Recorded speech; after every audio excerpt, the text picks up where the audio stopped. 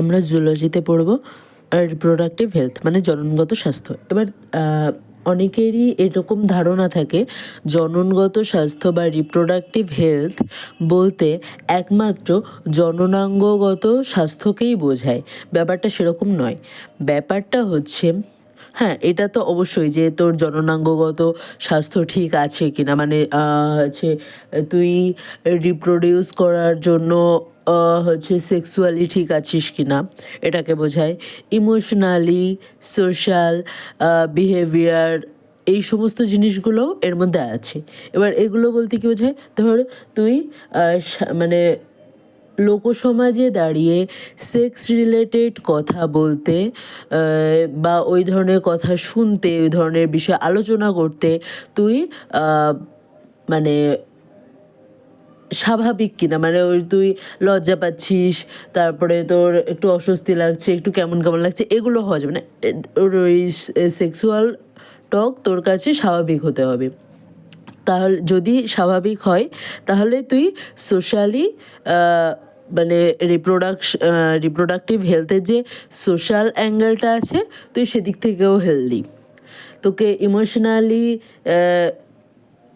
হতে হবে, মানে তোর তোর মধ্যে সেক্সুয়াল ইমোশন থাকতে হবে। তারপরে আরেকটা আছে বিহেভিয়ার, মানে তোর ব্যবহারের মধ্যে, এবার দেখ তুই একজন ছেলে, তাহলে তোর মধ্যে তুই যদি সুস্থ হোস তাহলে তোর মধ্যে যে সেক্সুয়াল বিহেভিয়ারগুলো থাকবে সেগুলো মেয়েদেরকে দেখে ভাল লাগা বা মানে আচরণ, মানে তুই ধর কোনো মেয়েকে ভাল লাগলো, এবার তার প্রতি তোর যে সেক্সুয়াল আচরণগুলো হবে সেগুলো ঠিক আছে কি না। তার মানে তুই সোশ্যালি তোর মানে তুই সামাজিকভাবে এটা সবার সামনে দাঁড়িয়ে এই বিষয়ে কথা বলতে পারছিস কি না, তোর ফিজিক্যালি তুই ফিট আছিস কি না, তোর এই সেক্সুয়াল বিষয়ে তোর আচরণগত তুই ঠিক আছিস কি না, এবং তুই আবেগগতভাবে ঠিক আছিস কি না। তো এই সবগুলো যদি ঠিক থাকে তাহলেই তুই হচ্ছে মানে তোর রিপ্রোডাক্টিভ হেলথ একদম ঠিক আছে। তাহলে এটা লিখে ফেলি, complete physical, emotional, social, behaviour,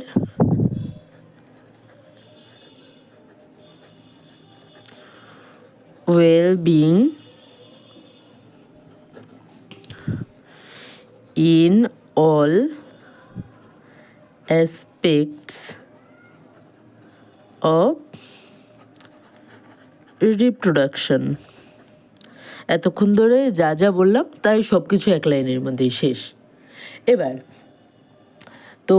এবার দেখ, আমাদের দেশ যে কনজারভেটিভ দেশ, তো এখানে এই সব কিছু খোলাখুলি বলা তো দূরের কথা, পেশেন্ট গিয়ে ডাক্তারের কাছে তাই বলতে পারে না।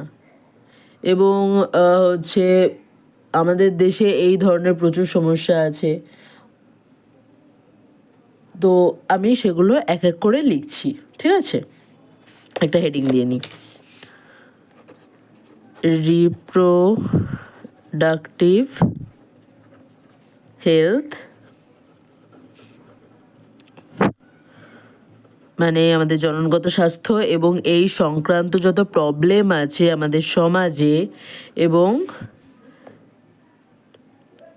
এটার যে স্ট্র্যাটেজিটা আছে সেটা আমরা এখন দেখব।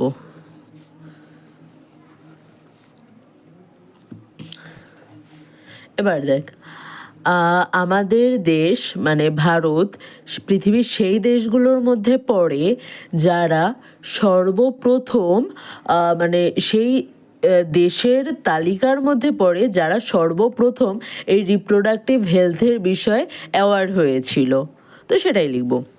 এবং একটা মানে কমিটি গঠন করা হয় যারা এই বিষয়টার ওপর মানে তদারকি করে এবং মানে তার সব কিছু পরিচালনা করে বলতে পারিস, তো সেটা লিখি। হ্যাঁ, India was one of the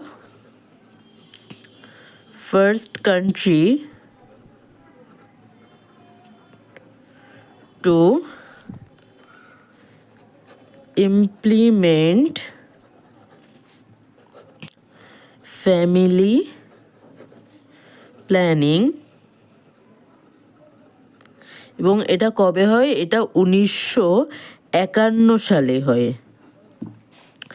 আর এই যে কমিটিটা গঠন করা হয় ফ্যামিলি প্ল্যানিংয়ের ওপর, এই কমিটিটার নাম থাকে রিপ্রোডাক্টিভ অ্যান্ড চাইল্ড কেয়ার। তো এটাকে শর্ট ফর্মে RCHO মানে বলা হয়। মানে যেমন বিভিন্ন খেলার দলের বিভিন্ন জায়গায় যেরকম শর্ট ফর্ম থাকে, ওটা প্রথম 3টে অক্ষর দিয়ে শর্ট ফর্ম বানিয়ে দিয়েছে। Reproductive and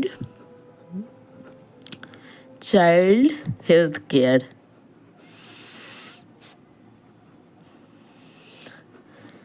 RCH।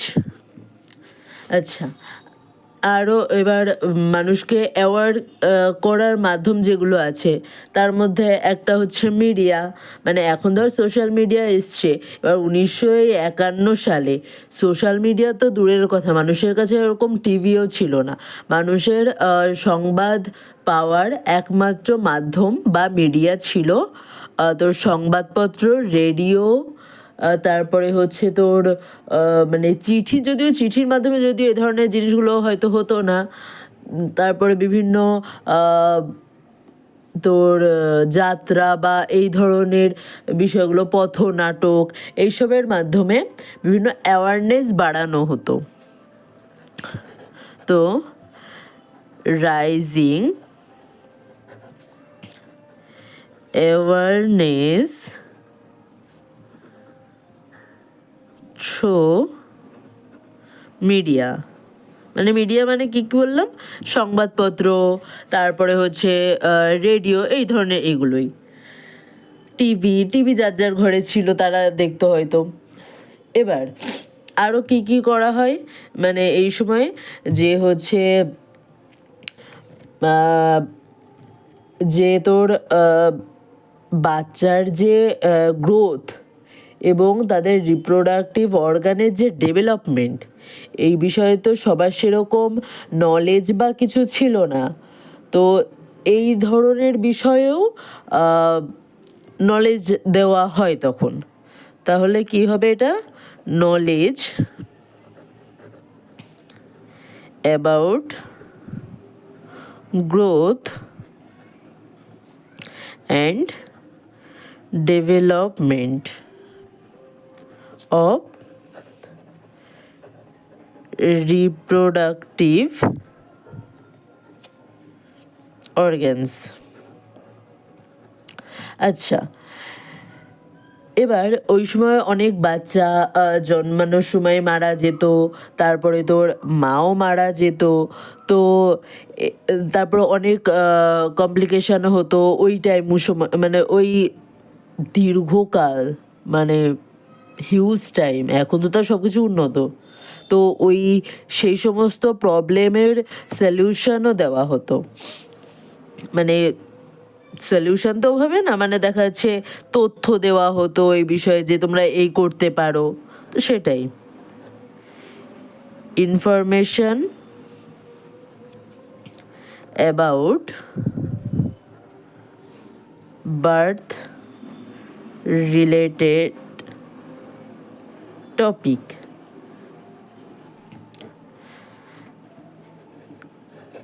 আগের কালে তো এখনকার মতো তোর কন্ডম বা এগুলো অ্যাভেলেবেল ছিল না, কিন্তু হচ্ছে ওগুলো তো মানুষের মানে এখনও যদি তুই অজপাড়া গায়ে যাস তাও দেখা যাচ্ছে মানুষের মধ্যে এই ধরনের কোনো মানে অ্যাওয়ারনেস নেই। প্রচুর বাচ্চা কাচ্চা হচ্ছে মানুষের, মানে কোনো ফ্যামিলি প্ল্যানিং ছাড়াই। তো এই জনসংখ্যা যে এই হিউজ পরিমাণে তো বেড়ে যাবে না, সেটা আরও দেশের পক্ষে আরও ক্ষতি। তো তার জন্য যে কন্ট্রাসেপশনের যে ইয়েটা ছিল, ব্যাপারটা ছিল, সেই বিষয়েও মানুষকে জানানো হয় যে এইরকমও একটা বিষয় আছে, তোমরা এটাও ট্রাই করে দেখতে পারো। তাহলে আইডিয়া অফ কন্ট্রাসেপশন। তারপরে এসটিডির ব্যাপারেও হচ্ছে অ্যাওয়ার করা হয়। এসটিডি হচ্ছে সেক্সুয়াল ট্রান্সমিটেড ডিজিজেস, মানে সেক্সুয়াল পার্টসের দ্বারা যে ডিজিজগুলো ছড়ায়, যেমন বীর্য, লালা, এই ধরনের বিষয়গুলো, এইগুলো থেকে মানে যে রোগগুলো ছড়ায় তাকে বলে এসটিডি, সেক্সুয়াল ট্রান্সমিটেড ডিজিজেস। তো এই বিষয়ে অ্যাওয়ার করা হয়। Awareness about এসটিডিজ।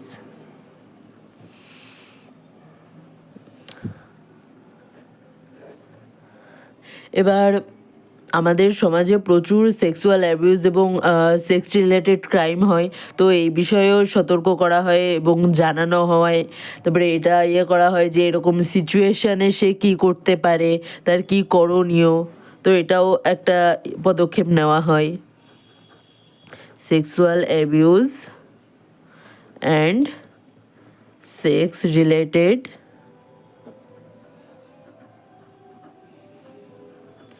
ক্রাইম।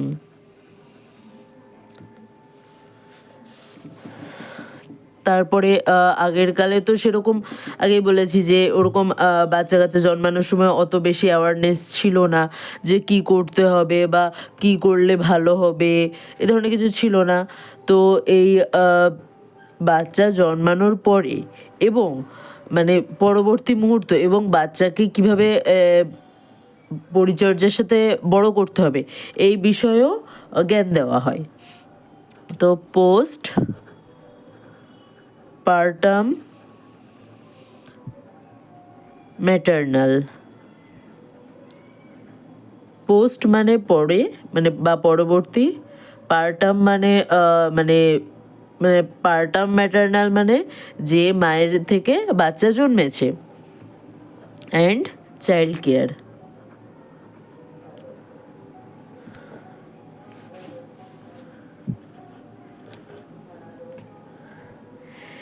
এবার সায়েন্স এবং টেকনোলজি থেকেও বিভিন্ন ধরনের তোর ডেভেলপ হয় অনেক কিছু, তো সেগুলোও হচ্ছে মানুষের মধ্যে ছড়িয়ে দেওয়ার পদক্ষেপ নেওয়া হয়। তো তার মধ্যে যেগুলো থাকে সেটা একটা আমরা পড়েছি যে সহেলি পিল, হ্যাঁ, এটা অ্যাডভান্সমেন্টস related to reproductive science and technology.